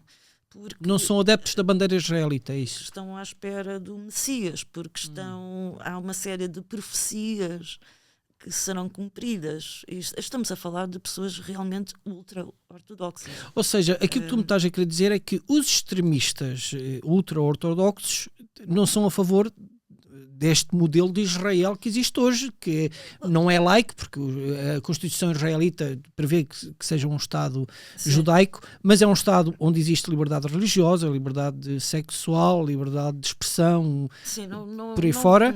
Mas há aqui uma coisa que é interessante dizer. Geralmente, quando há muitos, e nós sabemos isto, há muitos conflitos, atentados, por aí fora, na Cisjordânia, é isso que vem para as televisões. E quem está de fora e não conhece bem tende a julgar isto como ao todo, como se isto fosse Israel. E não é, são grupos muito específicos na Cisjordânia, ultra-ortodoxos, mas assim como também lá temos... do lado palestiniano, de um lado e do outro. De um lado e do outro, também temos... grupos muito extremistas do lado árabe, mas também temos cristãos evangélicos. Há toda ali um manancial muito grande, é um ecossistema muito próprio, digamos. E o número, estamos a falar mesmo de um número muito reduzido. E que não corresponde à posição oficial de Israel, ao fim e ao cabo. Não, pronto. Há um problema de facto a ser resolvido, mas não corresponde a... Exato, pronto. E portanto isto toma proporções gigantes quando depois sai na comunicação social, quando são coisas muito localizadas ali na Cisjordânia que acontece. E temos outros conflitos ali latentes, mas que também não vêm na comunicação. É o mesmo que os acidentes de avião. Aliás, é o transporte mais seguro do mundo, mas quando cai um avião é sempre notícia. Chama-se o efeito Google, não é? Pois, exato. Uma pessoa vai pesquisar a vida de alguém e aparece sempre quando é que morreu, o divórcio, os problemas que teve e tal, e depois é que vem o prémio que ganhou, quando é que nasceu. Pronto, é o efeito Google. As pessoas procuram sempre pelo desastre. E a Cisjordânia funciona um bocado assim, porque... a pessoa comum que não está muito por dentro dos assuntos do Médio Oriente ouve falar na Cisjordânia e já me dizem sempre territórios ocupados, não é? É sempre assim que é designado na comunicação social portuguesa. Portanto, aquilo passa uma imagem cada vez que há ali um conflito, e há muitos, e é uma zona mesmo explosiva. Isso é verdade. Porque estiveste em Hebron, não é? Hebron, que é dos sítios mais problemáticos nesse aspecto. Foi, e por acaso, enfim, numa altura um bocado complicada para ir lá, notava-se a tensão no ar. Felizmente não aconteceu nada, nem vi nenhum atentado, mas portanto, a estrada que vai de Jerusalém para Hebron deve ser das estradas com mais atentados no mundo, das estradas mais perigosas. Aliás, há inclusive uma grande explicação sobre a questão de Hebron, protagonizada pelo André Last, que é o presidente do Stand With Us Brasil. Facilmente se pode procurar no YouTube, que fala exatamente a questão de Hebron é muito específica em termos de historial em relação à própria defesa da causa palestiniana em relação em Hebron nós temos a Cave dos Patriarcas, que é um lugar sagrado tanto para judeus como para os árabes. Eu por acaso, quando lá estive e fui mesmo numa altura um bocado tensa, estava repleto de soldados da IDF, vi algumas pessoas árabes, mas não no espaço em si, e o que acontece que eles me contaram, portanto, nós temos os corredores normais para entrar no espaço, mas os corredores, na verdade, são duplos, há uma parede a dividir. Portanto, eu entrando pelo lado judeu para visitar, nunca vejo os outros corredores. E a certas alturas do dia, há uma hora específica em que muda. Portanto, os judeus já não entram e entram os árabes para visitar. E nunca se cruzam. Ouvem o barulho uns dos outros, uns a entrar, outros a sair nos corredores, mas não se podem ver sequer. Aquilo é mesmo complicado. Isso existe inclusive em Jerusalém, não sei se tu sabes, em zonas que são importantes do ponto de vista religioso, não só para os muçulmanos, mas também para os judeus. e que estão sobre a jurisdição e a autoridade judaica, os próprios judeus impedem para que não haja conflitos. Em certas horas podem entrar os árabes, os muçulmanos, sim. em certas horas eles próprios proíbem os próprios judeus de lá entrarem para poderem permitir o acesso aos mesmos locais religiosos para uns e para outros. Aconteceu-me isso no verão, eu estive lá e Jerusalém estava numa situação diferente do que é normal, praticamente não havia turistas, muito poucos. Só havia assim umas pequenas excursões com pessoas de idade, cristãos polacos. Eram os únicos turistas que se via, e eram mesmo aquelas excursões que vão à Terra Santa. De resto, o turista normal não se via em lado nenhum. Estava bastante complicada a situação e parte da cidade velha, ruas inteiras fechadas. Nós estamos habituados a chegar lá e ver, está sempre cheio, a qualquer hora do dia as ruas estão cheias, e ver aquilo tudo deserto é muito estranho. E eu perdi-me, geralmente tenho um bom sentido de orientação, mas perdi-me porque não há referências. Quando não existem as lojas e todas aquelas referências que há ali dentro deixam de existir, são só ruas.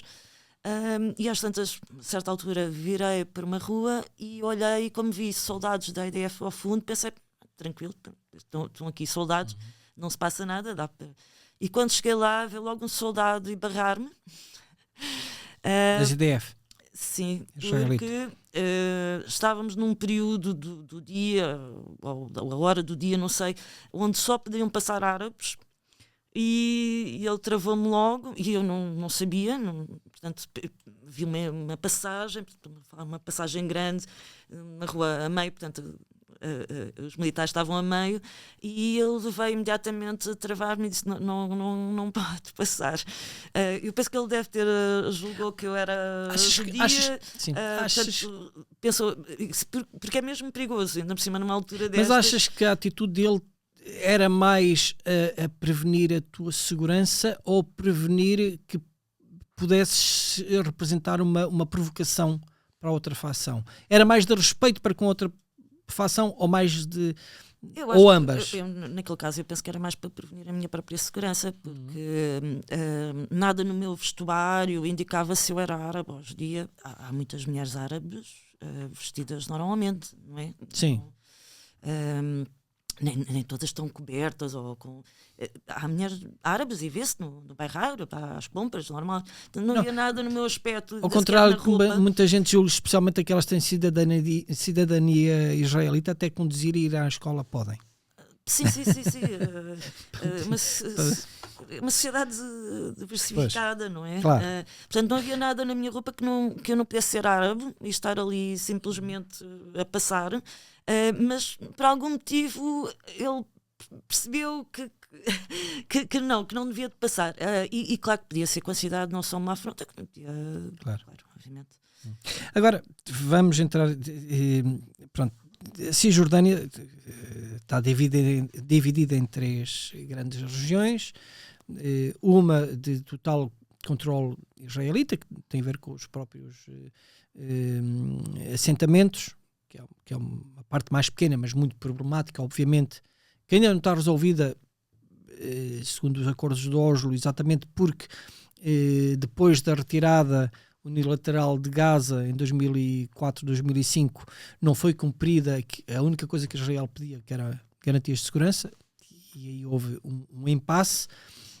Há outra região que é de total controle palestiniano, inequivocamente, mas há uma região intermédia em que é de propriedade e de controle palestiniano, mas a segurança é assegurada, a autoridade, etc., é assegurada pelas forças israelitas, porque a própria autoridade palestiniana não tem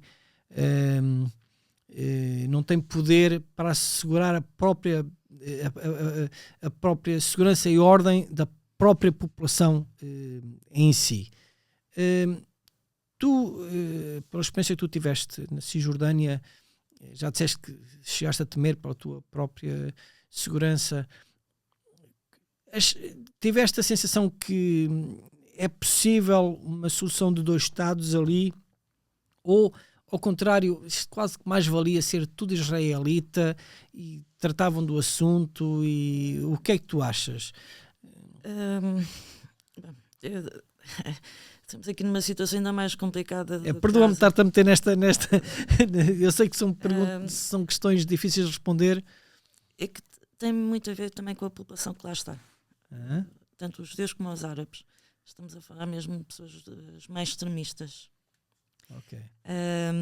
Eu estive lá com um casal português que já vive em Israel há 10 anos e vive ali na zona, relativamente perto de Hebron. E eles diziam uma coisa com alguma piada, enfim.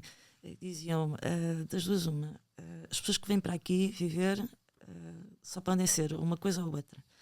Ou extremistas, entre aspas, religiosos, no sentido religioso, portanto, fanáticos, ou loucos. Ou seja, ele dizia que é uma certa piada, mas é o que as pessoas dizem ali, de quem vai para ali viver. Porque a vida é muito dura, o conflito é sempre muito latente, diário, e só com muita fé, para acreditar que aquilo são terras consideradas sagradas para ambos, só com muita fé ou com alguma dose de loucura, de ir para ali e achar que vai fazer uma vida normal, decidir estabelecer ali, quando pode estabelecer em zonas muito mais calmas em Israel. Portanto, quando se tem uma população neste nível e com este tipo de fervor a defender a causa, entramos num patamar muito complicado. Eu não consigo imaginar que possa existir uma solução de 2 Estados ali que corra bem. Achas que não? Aquilo parece ser mais uma guerra quase permanente. Terá de haver, se calhar, no futuro, uma terceira solução que ainda não foi equacionada. Mas eu pessoalmente sou a favor dos 2 Estados. Acho que, assim, historicamente... Mas isso é teoricamente, assim como se calhar a melhor solução, se nós pensarmos, era que tão bom que seria se Israel e Gaza, faixa de Gaza, tivessem convivido bem enquanto 2 Estados.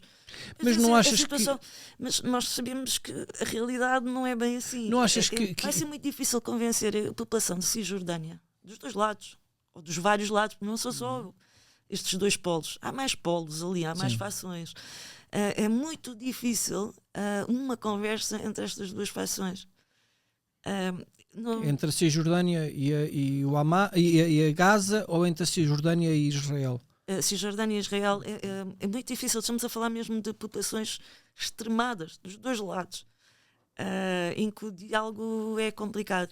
Mas sabes que há uma tese, e eu creio um pouco nessa tese, que o Irão, que foi quem mais impulsionou e patrocinou o 7 de outubro,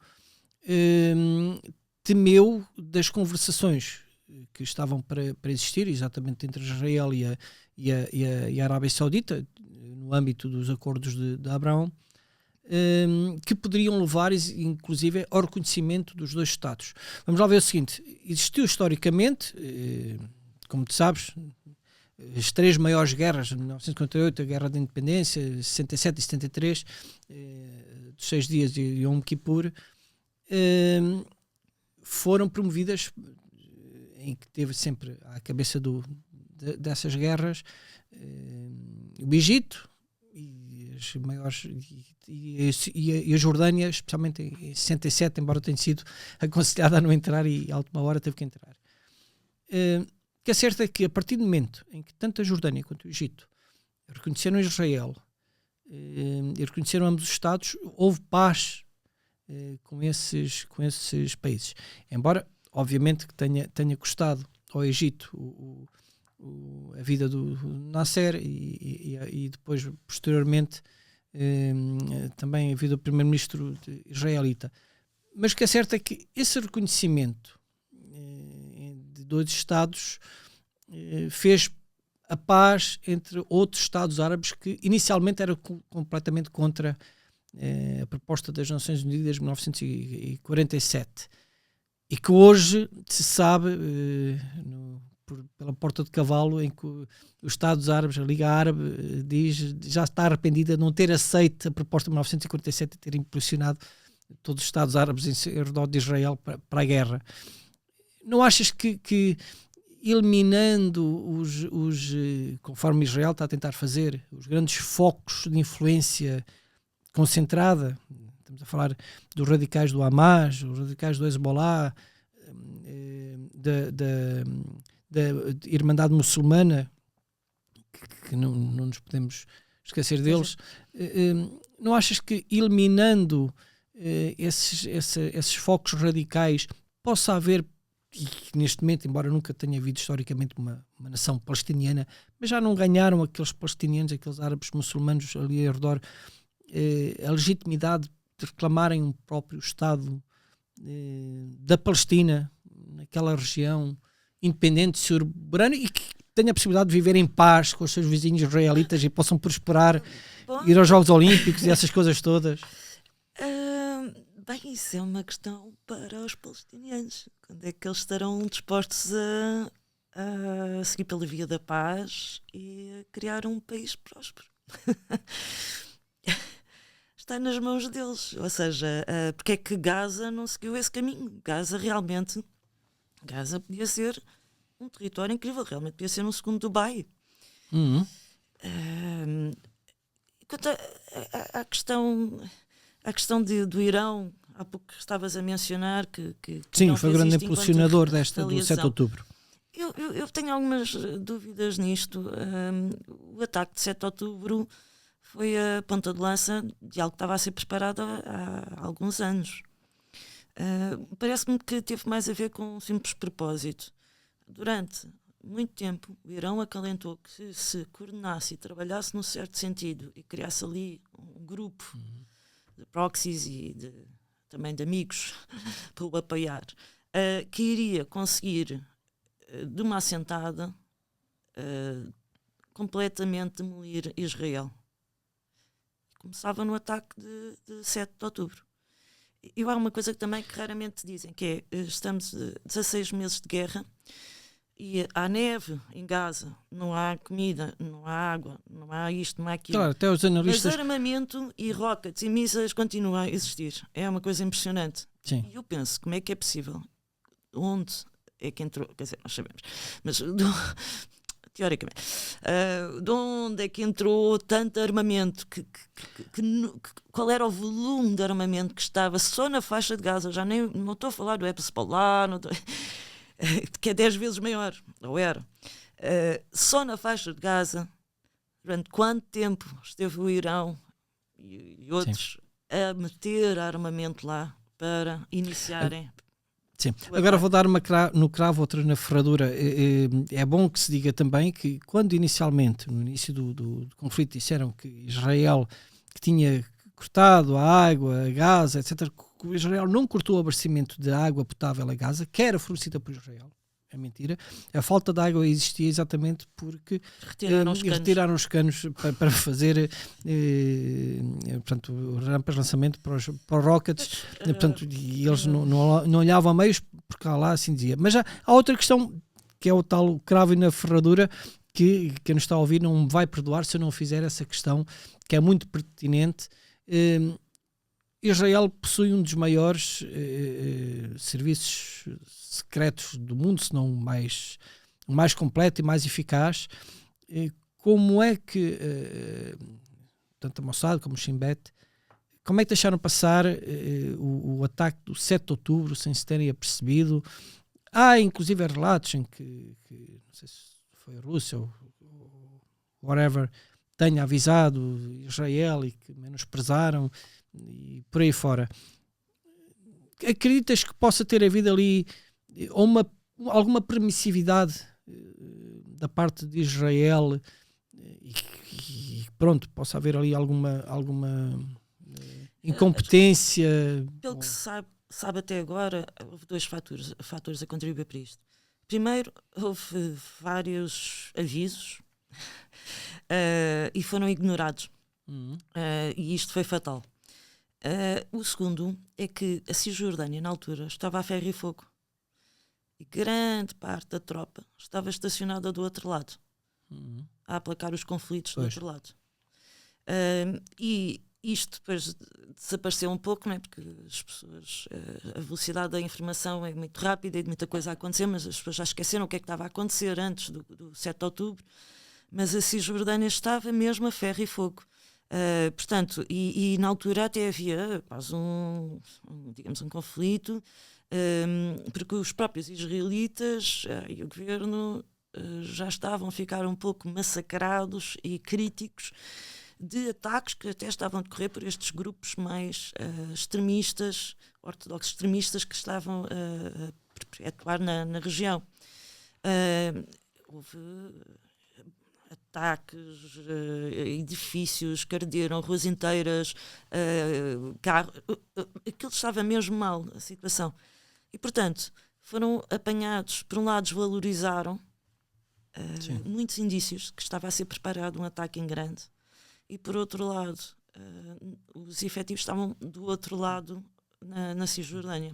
De qualquer das formas, um tempo a chegarem ali em peso à região. Sim.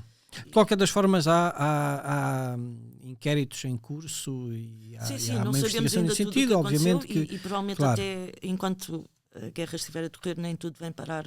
E há uma coisa importante, em termos de responsabilidades sobre o 7 de outubro, a comunidade israelita, a população israelita, é perentória em apontar responsabilidades ao próprio governo e a quem teria essa função.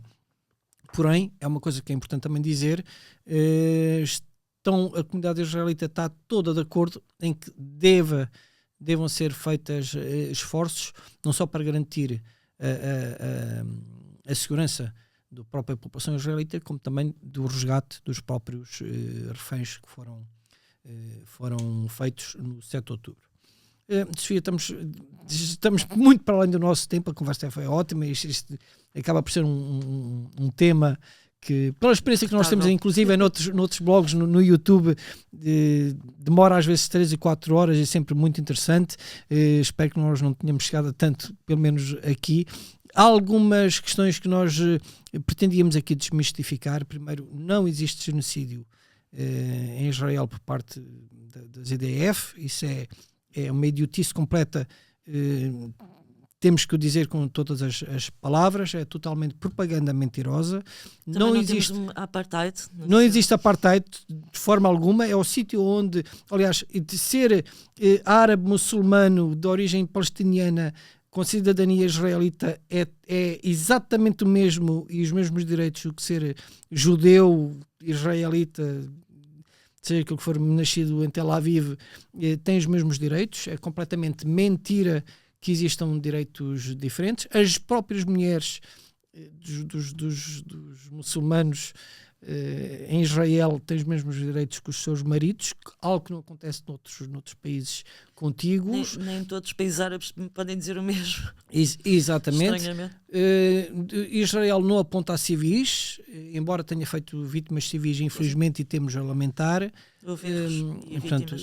E também não deixou as pessoas morrer nem à fome nem à sede. Existem grandes problemas em termos de chegar à ajuda humanitária até lá. A ajuda humanitária, se não chega, até porque há bocado esqueci-me de referir, eu vi notícias na Sapo em que diziam exército de Israel ataca um caminhão de ajuda humanitária, mas depois na própria notícia desenvolvia, dizia assim, era um comboio de 5 caminhões, o primeiro foi tomado pelos terroristas do Hamas, e Israel atacou o caminhão porque tinha os terroristas do Hamas para poder garantir que os outros processem, mas as pessoas só leem os títulos, portanto... Mas isso é feito de propósito. Exatamente. Também ninguém fica insensível às vítimas palestinianas, e era bom que isso não tivesse acontecido, obviamente. Há bocado tive quase a perguntar-te se te lembras de algum conflito, alguma guerra iniciada por Israel. Eu não me lembro de absolutamente nenhum. Foram todos os conflitos foram em retaliação ou em defesa, ou na sequência de outro ataque, como foi o caso do 7 de outubro.